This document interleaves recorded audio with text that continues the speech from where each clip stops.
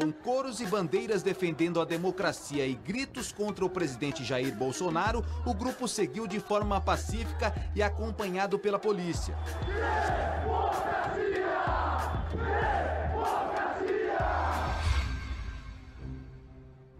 Estamos aqui mais uma vez para conversar um pouco mais sobre a situação em que o Brasil se encontra, que é a conclusão de um processo que já se estende nos últimos anos, né, Amir? A gente está acompanhando isso pare, com muita atenção, tanto no campo da economia quanto no campo da política. O que a gente tem visto nesses últimos tempos, fora essa detonação que aconteceu nos Estados Unidos, né, uma coisa absurdamente fenomenal que mostra uma insatisfação popular tremenda com o governo de ultradireita de Donald Trump. A gente vê no Brasil também que o clã Bolsonaro faz 1001 peripécias aí para mostrar que tem mais poder do que, na verdade, a gente vem observando que é real, né? No entanto, é uma galera aí que parece conseguir fazer bastante barulho, então muito por conta das milícias digitais que já estão aí sendo julgadas pela justiça brasileira, né? Tanto é que os dois poderes estão num confronto, a gente está assistindo, né? A fita entregue pelo ex-juiz Sérgio Moro, ex-ministro da Justiça e de Segurança Pública, entregou ao Supremo, mostra muito bem esse conflito tremendo, né? As bravatas, por exemplo, do ministro da Educação, que ao chegar para fazer o seu depoimento na Polícia Federal não deu um pio, né? O Tigrão virou um passarinho ali, bem miudinho e tal, né? Você vê, hoje vimos na Avenida Paulista uma coisa fora do comum, né? As torcidas organizadas se uniram no manifesto, todos com máscara, exemplo do que está acontecendo lá nos Estados Unidos também, né? Em peso, se uniram essas torcidas organizadas para declarar a sua profunda aversão a esse processo que está sendo conduzido pelo bolsonarismo e para decretar que somos todos pela democracia e de forma organizada. Mas a resposta está sendo dada, né, Amir? Olha, Carlos, eu vejo uma situação de renovação de esperança. Desde que houve esse episódio entre o Bolsonaro e o Moro, com o afastamento do superintendente da Polícia Federal e pessoal do Rio, da Polícia Federal, que as coisas começaram a mudar. E mudar numa situação que eu previa que poderia ocorrer, mas não agora durante a pandemia, mas mais para frente, por causa do julgamento da questão do filho do Bolsonaro e do Queiroz, que corre em segredo de justiça, mas cujo desdobramento seguramente não tem escapatória, como a gente vem falando seguidamente na nossa página, vai acabar concluindo pela culpabilidade e pela prática da rachadinha. Não é à toa que o Bolsonaro reagiu fortemente a isso, a ponto até de tirar o Moro, que é uma escora anticorrupção dentro do governo. Quer dizer, é um selo de qualidade que ele tem perante a sociedade. Então, depois disso, nós estamos vendo uma situação de mudança, de resistência, e estão aparecendo pessoas e fatos que não se previa que poderiam ocorrer.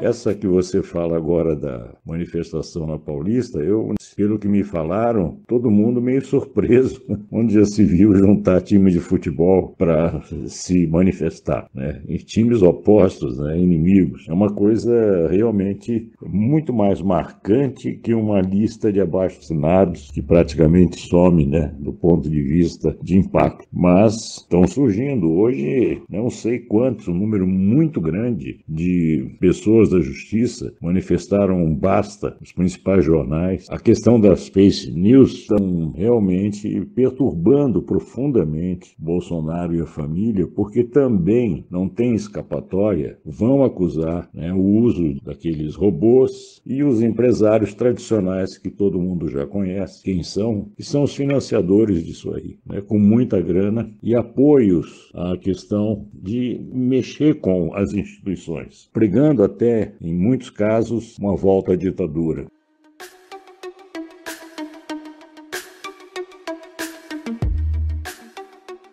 Essa questão da volta dos militares ao poder, eu acho que é totalmente falsa. Os militares não estão aí para emprestar seus nomes a este governo. Talvez se fosse um governo diferente e exigisse ações mais enérgicas do ponto de vista de botar o país nos eixos, eu acreditaria que os militares, que são patriotas acima de tudo, se juntariam para defender a população e a sociedade. Nós estamos em outra época em que os golpes que eram dados no passado, eles sumiram. Etc. A democracia pode ter muitas falhas e muitos erros, ser muito limitada e não conseguir realmente entregar a justiça que a gente precisa e gostaria de ter. Democracia ainda é o melhor sistema, porque qualquer ditadura de esquerda, de direita, não importa a cor, qualquer ditadura cala qualquer outro argumento e tira a segurança das pessoas. Não é? Ninguém está seguro num estado de exceção. Mas enfim.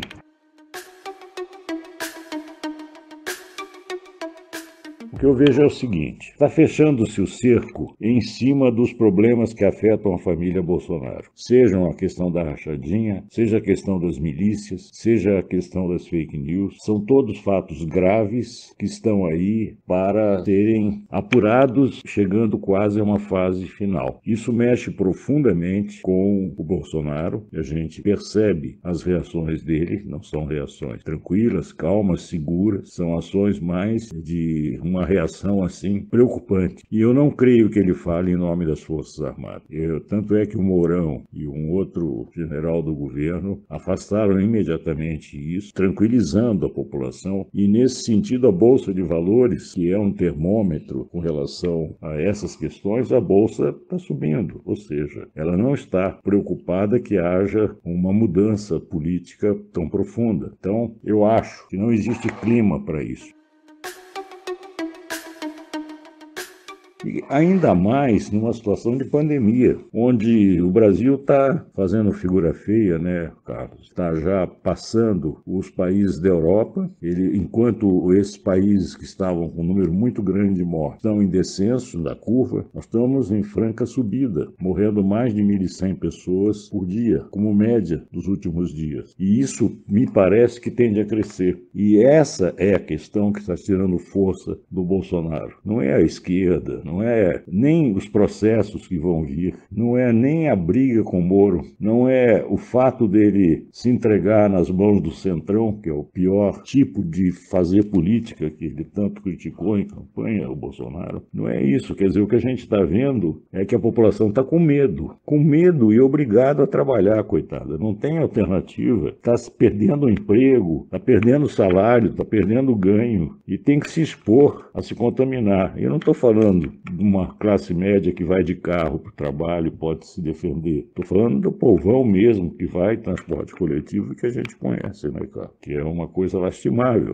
Então, o risco de contaminação é muito grande no transporte coletivo. E a pessoa que volta para casa, ela está preocupada porque ela pode, mesmo tomando cuidados, ela pode contaminar o resto das pessoas que estão lá, que são pessoas mais desprotegidas e que estão tentando se resguardar.